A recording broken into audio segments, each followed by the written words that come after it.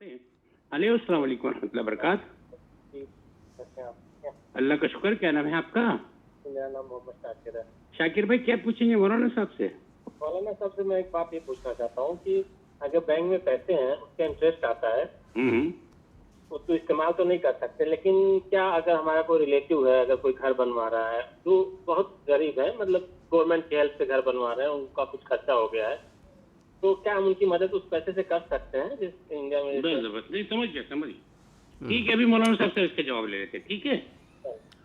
जी, शाकिर भाई का बहुत ही अच्छा सवाल है और इस हवाले से एक बंदे को संजीदा बनना भी चाहिए। सूदी बैंकों में हम जो पैसे रखते हैं कुछ दिनों के लिए, तो बहरहाल ये जायज़ है क्योंकि इस्लामी बैंक का हर जगह पर इंतज़ाम नहीं है।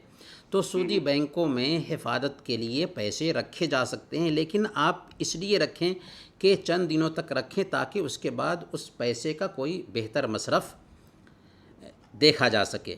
तो जब तक आपने पैसे रखे थे बैंक में, उसमें अगर प्रॉफिट आया है तो ये पैसे बहरहाल आपके नहीं हैं और इन पैसों को अपनी ज़ात पर इस्तेमाल करना आपके लिए जायज़ नहीं है।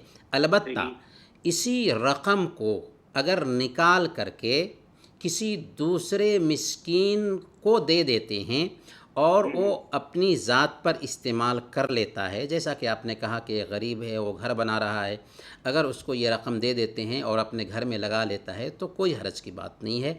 आप उस सूदी रकम से बरी हो जाएंगे और दूसरे एक भाई का मसला हल हो जाएगा।